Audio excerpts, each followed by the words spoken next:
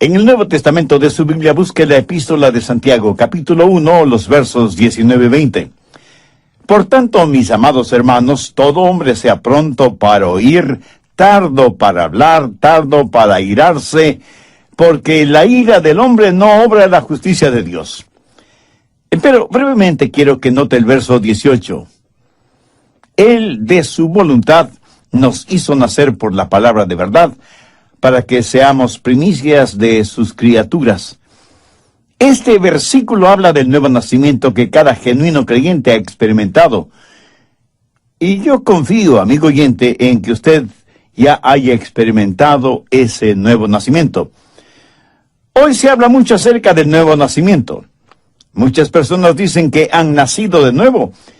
Y una de las maneras en que usted puede decir si una persona ha nacido de nuevo es si ve un cambio radical en la forma en que esa persona vive.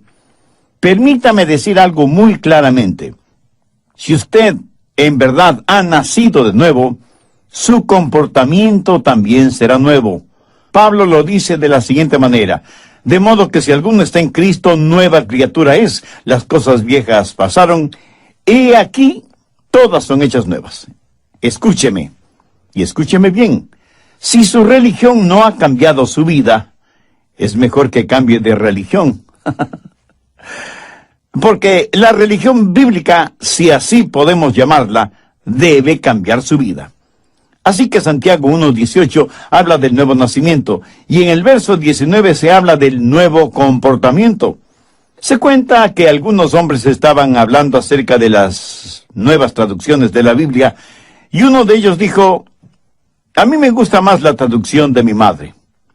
Los demás le dijeron: pues no sabíamos que tu mamá era una persona tan erudita. ¿Cómo traduce ella la Biblia? Y el hombre contestó: mi madre traduce la Biblia en el vivir cotidiano.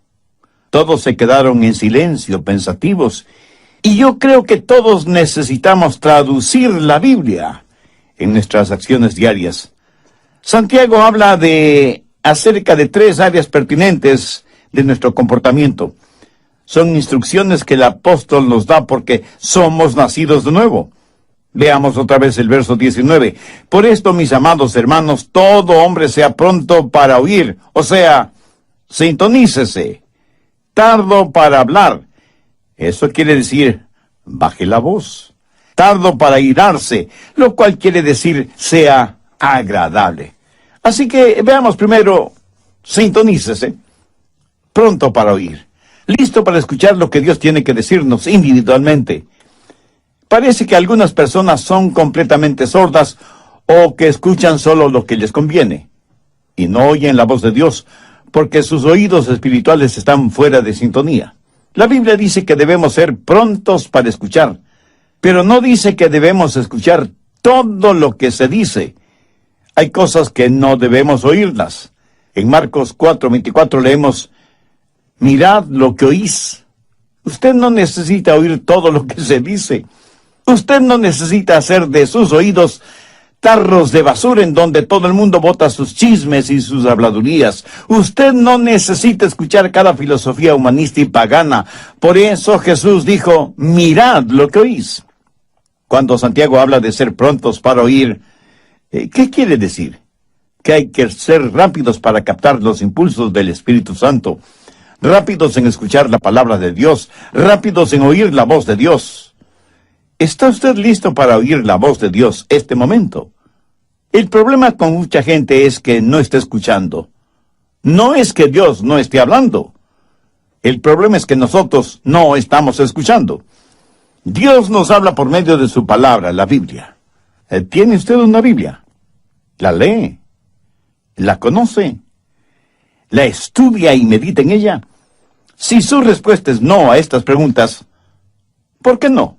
¿Usted dice ser cristiano? La Biblia es la palabra de Dios para usted.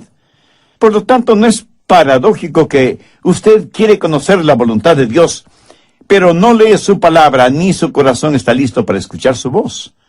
Tengo aquí 5 preguntas que quiero que se las haga a usted mismo. Primera, ¿hay una lección que debo aprender? Segunda, ¿hay una bendición que debo disfrutar? Tercera, Hay un mandamiento que debo obedecer. Cuarta, hay un pecado que debo evitar.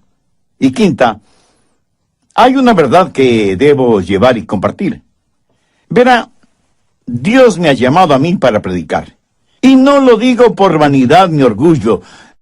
Dios me ha dado la habilidad y la sabiduría espiritual para predicar su palabra. Si no fuera así, yo sería un usurpador de una extraordinaria responsabilidad a la que Dios me ha llamado. Y la Biblia me dice que debo ser sumamente cuidadoso con lo que predico. El apóstol Pedro dijo, si alguno habla, hable conforme a la palabra de Dios.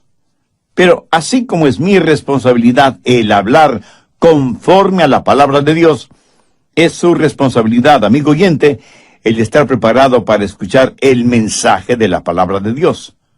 Tengo el derecho de esperar que usted esté preparado para oír, así como usted tiene el derecho de esperar el que yo esté preparado para predicar.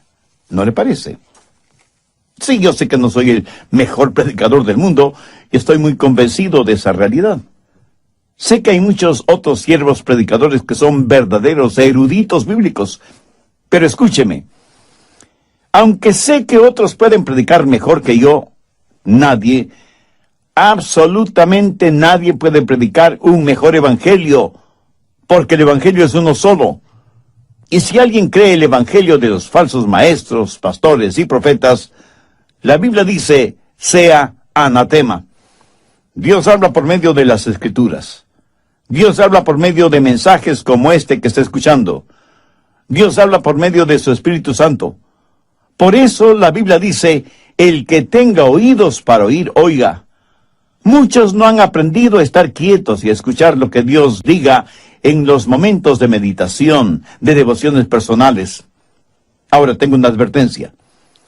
Cuando usted tiene realmente su momento devocional con Dios, el diablo le atacará con toda la artillería del infierno, porque él no quiere que usted tenga esa comunión espiritual, ese compañerismo íntimo con Dios. Él no quiere que usted aprenda a decir, habla, Señor, que tu siervo escucha.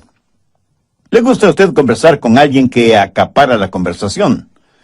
Muchos de nosotros somos egoístas cuando se trata de la oración. En vez de tratar de escuchar a Dios, queremos, casi demandamos que Dios nos escuche. En la sociedad actual en la cual vivimos, nos hemos llenado de tanto ruido infernal y mundano que casi desconocemos lo que es un tiempo de quietud, de silencio en la presencia de Dios.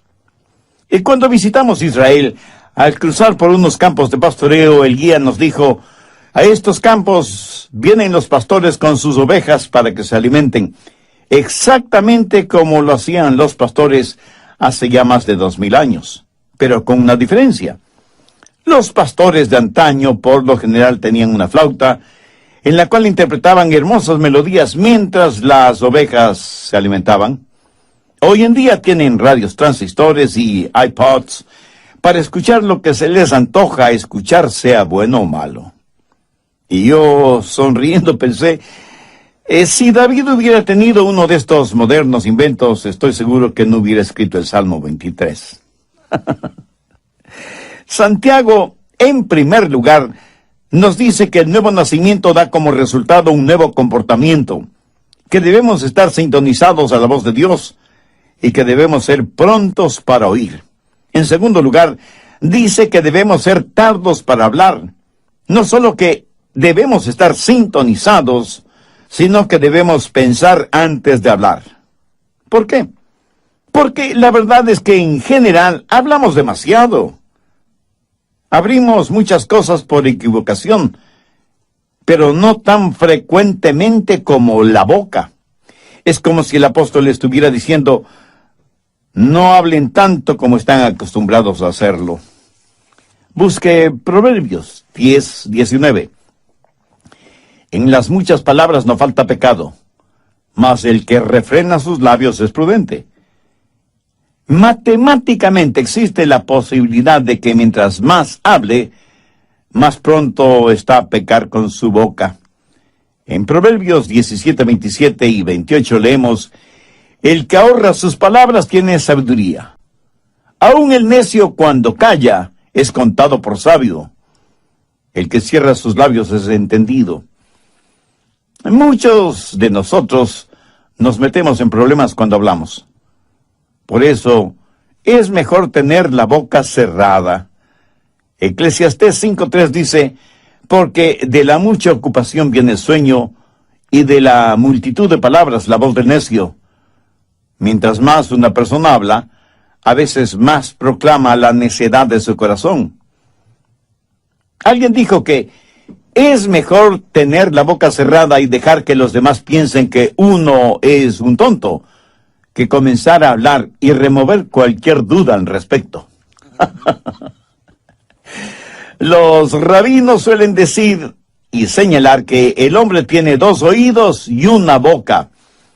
Los oídos siempre deben estar abiertos y la boca cerrada, reteniendo en esa bóveda, tras los barrotes de marfil que son los dientes, a la lengua.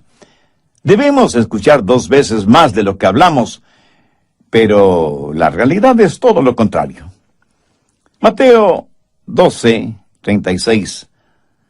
Mas yo os digo que de toda palabra ociosa que hablen los hombres, de ellas darán cuenta en el día del juicio. Escuche, Jesús no está diciendo que no debemos tener conversaciones agradables o compartir un momento de humor sano. Él habla de palabras improductivas, denigrantes, hirientes, groseras, maldicientes. En Santiago 2:17 leemos, así también la fe, si no tiene obras, es muerta en sí misma. La palabra muerta en este versículo es la palabra ociosa de Mateo 12:36. ¿Qué quiere decir esto? Que es improductiva, que no contribuye para nada, que es desanimadora en vez de edificadora. Prácticamente lo que Jesús dice es que si las palabras que decimos no ayudan, no edifican, sino que más bien son destructivas, y que de cada una de esas palabras daremos cuenta en el día del juicio. Aún el humor adecuado puede ser usado para romper el hielo en cualquier reunión, y puede ser agradablemente beneficioso. Pero el humor usado como burla o sarcasmo es denigrante. Dios no quiere que seamos agresivos ni groseros usando el humor. A veces hablamos de las cosas sagradas con labios mundanos y profanos. En el capítulo 13 de Mateo, los fariseos habían acusado a Jesús de que echaba fuera a los demonios por el poder de Beelzebú, el príncipe de los demonios. Por eso Jesús dio una advertencia. No es una advertencia contra palabras sabias y edificantes, sino contra palabras acusatorias dichas seriamente. ¿Ha pensado alguna vez en el daño que causan las palabras necias? ¿Sabe cuántos hogares han sido destrozados por palabras y expresiones inconvenientes? ¿Cuánta gente inocente ha sido enviada a la cárcel por las palabras deshonestas o el testimonio falso de otros? ¿Cuántos corazones han sido destrozados por promesas o palabras falsas? ¿Cuántas iglesias se han dividido por las palabras de unos contra otros? ¿Cuántas almas se han perdido porque la gente no ha aprendido a controlar sus lenguas? Una de las marcas de una persona nacida de nuevo es que su lengua está bajo el control del Espíritu Santo. Y la misma Biblia que nos dice que seamos prontos para escuchar, nos dice que debemos ser tardos para hablar. Y las dos cosas son mutuamente incompatibles. Hay una antigua rima infantil que dice, el viejo búho vivía en un roble, mientras más veía, menos hablaba. Mientras menos hablaba, más escuchaba. ¿Y por qué no podemos ser como ese viejo búho? ¿Lo ve? Ese sabio búho había aprendido a escuchar. Muchos de nosotros nos asombraríamos de saber lo mucho que hablamos, y nos asombraríamos mucho más al saber que podemos hacer mucho bien a los demás, con menos de la mitad de lo que dijimos en todo el día. Salmo 141:3. Pon guarda a mi boca, oh Jehová, guarda la puerta de mis labios. Esta es una sabia manera de pedir ayuda a Dios para controlar sus palabras, de estar consciente de las cosas que dice. Entonces, Santiago hace énfasis en que las marcas de un nuevo cristiano son, primero, el que haya nacido de nuevo; segundo, que sea pronto para escuchar; y tercero, que sea tardo para hablar y para irarse. No solo debe estar en sintonía y bajar la voz, sino que debe ser agradable. Y el ser agradable no es más que la suma, el amalgamiento de las dos primeras características. Cuando una persona comienza a escuchar más y hablar menos, afecta su temperamento porque aprende a controlar su corazón. Porque cuando sus pensamientos son controlados y su lengua es controlada, entonces su temperamento es controlado. Por eso Santiago dice que debemos ser lentos para la ira. Tal vez los jovencitos modernos no sepan lo que ira significa. Sencillamente significa perder control de su temperamento. Por eso la advertencia de ser lentos para irarse. Nunca debemos perder nuestro temperamento. Pero ¿sabe una cosa? En verdad no es que perdemos nuestro temperamento, más bien lo encontramos. La Biblia nos dice que nunca debemos enojarnos. Y quiero que entienda esto muy claramente. Veamos lo que dice Efesios 4:26. Airaos, pero no pequéis. Es pecado cuando su enojo se transforma en ira. Jesús se enojó, pero no pecó. Algunos piensan que Jesús nunca se enojó. Algunos piensan de él como si hubiera sido un robot espiritual, con leche en vez de sangre en sus venas.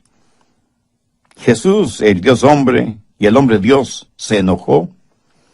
Busque Marcos 3:5. Entonces, mirándoles alrededor con enojo, entristecido por la dureza de sus corazones, dijo al hombre: extiende tu mano. Y él la extendió, y la mano le fue restaurada, sana. ¿Lo notó? Lo que enojó a Jesús fue la dureza del corazón de ellos frente al dolor y la necesidad de otros seres humanos. Ahora escúcheme muy atentamente. Algo no está bien con usted si es que algunas cosas no le enojan. Pero tenga cuidado. La Biblia dice, airaos, pero no pequéis.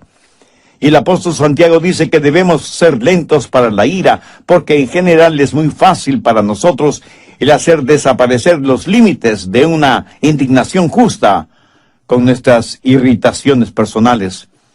Recuerde que la ira de los hombres no obra la justicia de Dios, porque nuestras iras son irracionales, y aquello que es irracional no puede jamás ser justo. Solo Dios es justo. Su justicia demanda el castigo de nuestros pecados, pero su amor nos redime y protege. Somos criaturas que todo lo racionalizamos. A nuestros viles temperamentos los llamamos indignación santa. ¿Sabía que usted puede ser bueno y malo, malo y bueno al mismo tiempo? Veamos esto de bueno y malo. Asegúrese de que los siguientes 3 elementos estén presentes. Primero, que su enojo sea por una razón justa. Verá, por lo general nos enojamos cuando nos empujan, o cuando creemos que nuestros derechos no son quitados, o cuando alguien nos ofende, o alguien se mete bravuconamente delante de nosotros en una fila. Ah, cómo nos enojan esas cosas, ¿verdad? Ahora, aunque en la Biblia leemos que Jesús se enojó, su enojo siempre fue justificado. No hay ninguna expresión derogatoria contra otras personas, excepto los fariseos y los publicanos. Pero cuando Jesús en forma personal fue maltratado, insultado, golpeado y finalmente crucificado, jamás pronunció una palabra de enojo. Más bien desde la cruz dijo a su Padre que perdonara a aquellos que le hicieron lo que le hicieron, porque no sabían lo que hacían. La mayoría de nosotros nos enojamos cuando alguien nos hace daño. Jesús se enojó cuando vio sufrir a otros seres humanos. Cuando usted se enoje, asegúrese de que su enojo es justo y por la razón adecuada. Segundo, que su enojo sea por una causa justa. Jesús, por lo general, no se enojó con los individuos porque él amaba a las personas. Jesús se enojó contra instituciones y ritos y pecados, no contra el pecador. Usted puede enojarse por el daño que le han hecho, pero no contra quienes le hicieron ese daño. Pero eso es exactamente lo que hacemos. Nos enojamos con las personas. Y si bien es cierto que Jesús se enojó frente a corazones endurecidos y demostró físicamente su enojo contra los que habían hecho de la casa de su padre un mercado de ladrones, sin embargo, él fue compasivo y tierno con aquellos que estaban esclavizados por sus pecados. Tanto es así que le llamaron amigo de pecadores. Permítame decir algo a los jóvenes predicadores que seguramente están escuchando este programa. Espero que en sus ministerios ustedes prediquen contra el licor, drogas, pornografía, homosexualismo y todo lo demás, pero que lo hagan con firmeza y con convicción, no carente de compasión. Prediquen firmemente, contundentemente contra el pecado, pero amen profundamente al pecador. Enójese, sienta iras contra el pecado, pero ame sin restricciones al pecador. Porque eso es exactamente lo que el Señor Jesucristo hizo, y nosotros, si somos hijos suyos, no debemos hacer menos. Jesús se enojó por la razón justa y por la causa correcta. En tercer lugar, se enojó de la manera adecuada. Su enojo le hizo parte de la solución, sin agrandar más el problema. Mi amigo, cuando usted pierde su temperamento, de ninguna manera podrá ser parte de la solución, sino que se vuelve parte del problema. Recuerde que, como dice Santiago, la ira del hombre no obra la justicia de Dios. Cuando es el enojo de Dios, cuando el enojo es santo, entonces la justicia de Dios hará su obra. Es mejor aprender que cuando levantamos nuestra voz, también debemos levantar nuestras manos y hacer algo acerca de la situación. No se requiere ser muy inteligente para criticar. Cualquiera puede hacerlo. La Biblia dice que debemos ser lentos para la ira. Al respecto, tenga mucho cuidado, porque hay muchas formas de disipación que pueden hacer daño a su testimonio, matar su influencia y revelar su carácter, mucho más que su enojo o su temperamento tipo fósforo. ¿Quiere que le diga lo que la Biblia dice acerca de su temperamento? ¿Y qué es lo que eso prueba acerca de usted?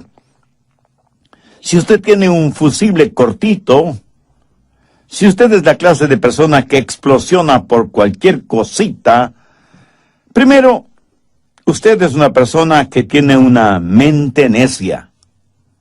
Busque Eclesiastés 7:9. No te apresures en tu espíritu a enojarte, porque el enojo reposa en el seno de los necios. Y no vaya por ahí haciendo flamear su orgullosa superioridad intelectual, porque la Biblia dice que si usted es dado al enojo, usted no es nada más que un necio. Segundo, usted es una persona de carácter débil.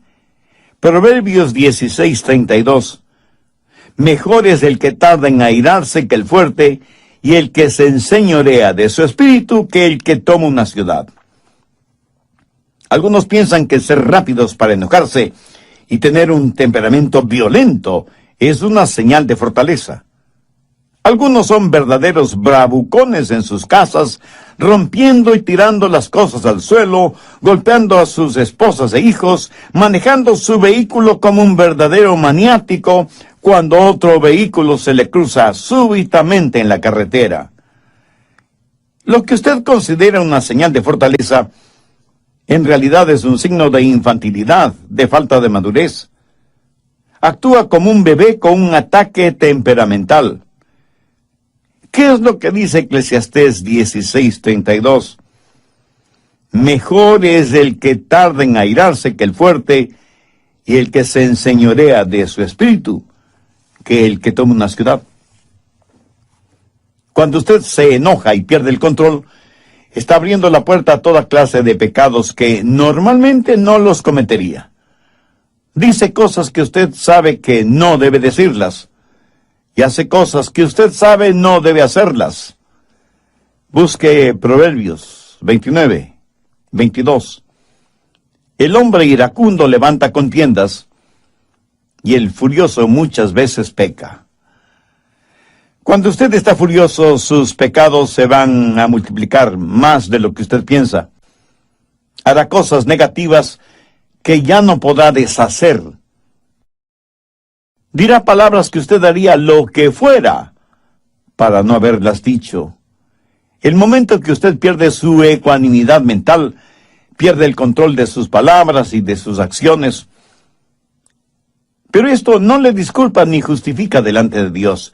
El hombre iracundo levanta contiendas y el furioso muchas veces peca. Alguien dijo que el enojo es como una piedra lanzada contra un nido de avispas. La analogía es clara y contundente. Sea iracundo y furioso, y se verá atacado por toda clase de pecados o transgresiones. Ahora, ¿cómo enfrentar, cómo manejar el enojo? Pues empiece tratándolo como lo que es: pecado. ¿Sabe que algunas personas se enorgullecen de su temperamento volátil? Y no solo que se enorgullecen, sino que lo razonan, lo justifican y dicen: es que todos en nuestra familia somos pelirrojos. Mi amigo, es un mito científico aquello que el color del cabello determine el temperamento. Otros, en cambio, dicen: mi carácter es hereditario, lo temperamental lo heredé de mi padre. Eso puede ser cierto si es que su padre es el diablo. Y unos cuantos más dicen: mis explosiones temperamentales son muy rápidas, me calmo casi enseguida. Un hombre con una subametralladora dispara indiscriminadamente contra una multitud. Ese acto dura solo unos segundos, pero ha dejado muertos y heridos. Y no solo se ha perdido vidas humanas, sino que muchos hogares quedan destrozados. Tratamos de razonar, justificar nuestro enojo, nuestro temperamento. A veces hasta lo minimizamos y hacemos bromas como si fuera algo gracioso. El enojo no es una debilidad, es una maldad. Un temperamento violento tiene que ser visto como un temperamento vil. Y aunque usted no lo crea, lo que usted dice y actúa bajo la influencia de su enojo y su temperamento volátil es un momento de enojo. Si usted está lleno de Jesús, Jesús le saldrá hasta por los poros de la piel. Y permítame decirle algo más. Usted no puede juzgar a una persona por lo que es, por sus acciones, porque esa persona puede haber planificado esas acciones.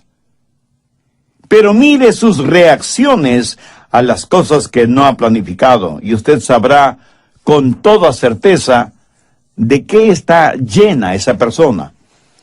La única manera de controlar un temperamento descontrolado es teniendo el corazón lleno de Jesucristo. Como usted ya se habrá dado cuenta, Santiago es eminentemente práctico al aconsejar.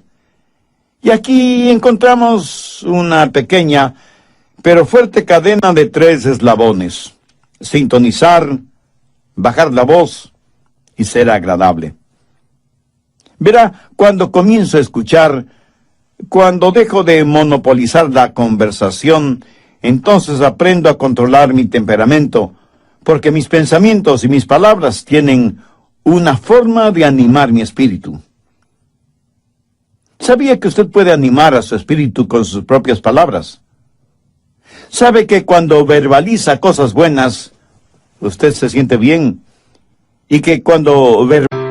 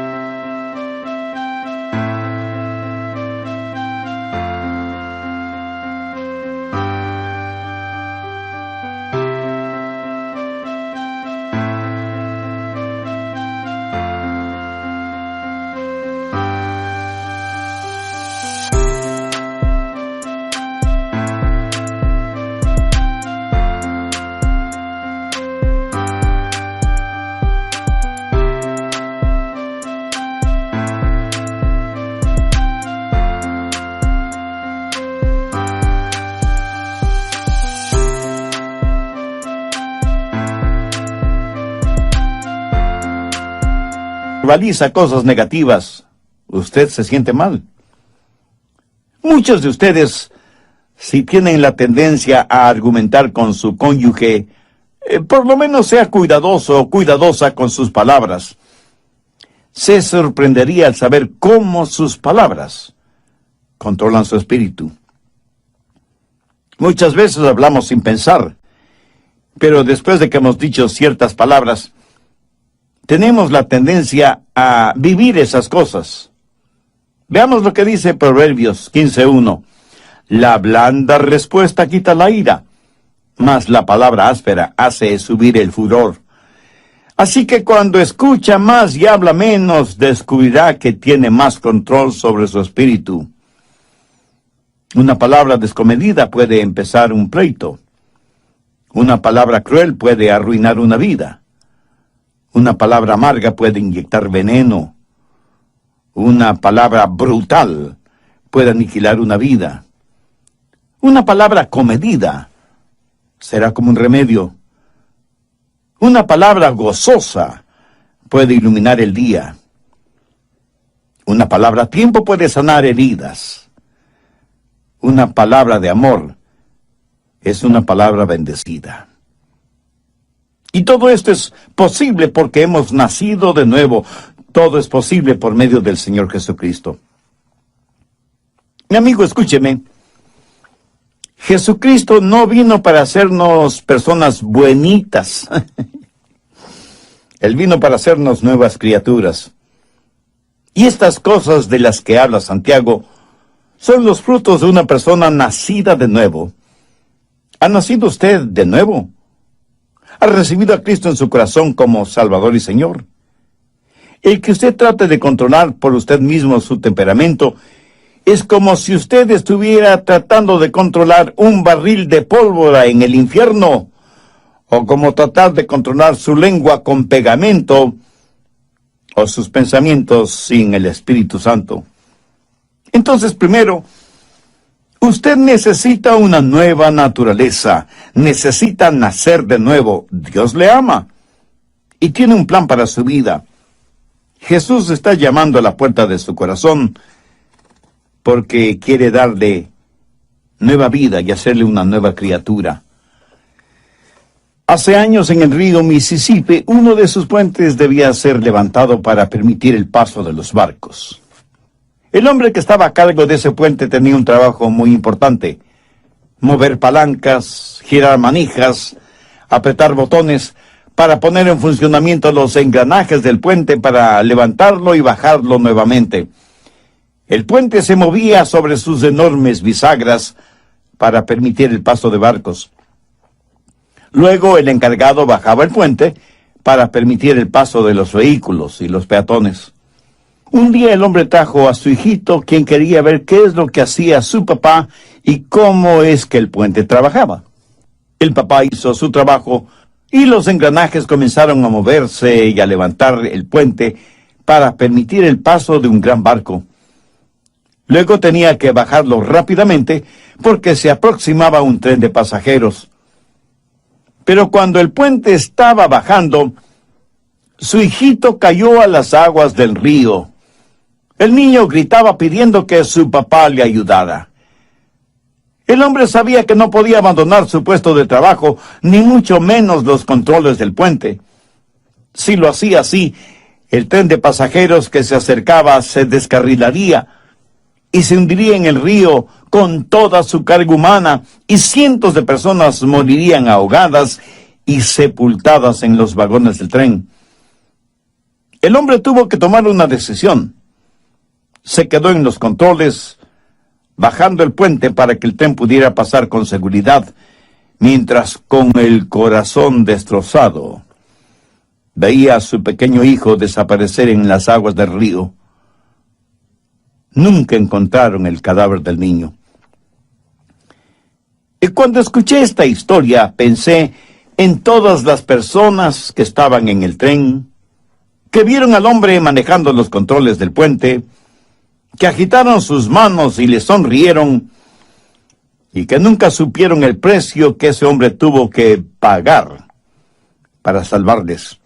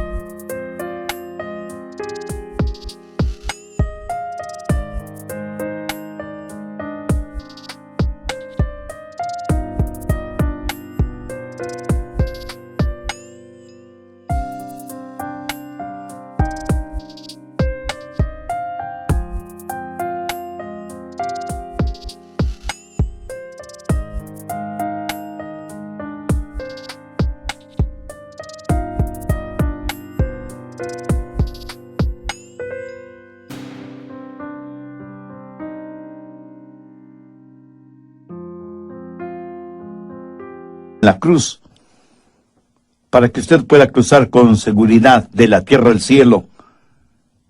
Quiero que sepa que Dios ama de tal manera al mundo, y aquí estamos usted y yo incluidos, que dio a su Hijo unigénito para que pagara el precio de la culpa de sus pecados.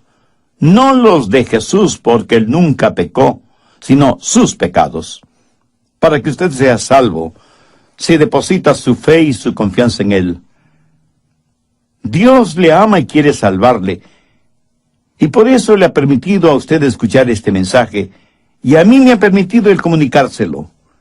Si usted recibe al Señor Jesucristo como su Salvador, Él le perdonará sus pecados, vendrá a morar en su corazón por medio del Espíritu Santo, le dará una nueva naturaleza, y un día le llevará al cielo para que siempre esté con Él. Mientras tanto, pídale que Él le ayude a ser la clase de persona que Él quiere que usted sea. Pídale que le haga un instrumento útil y de bendición en sus manos, y nunca se avergüence de Él o de su palabra. Y agradezca todo esto en el nombre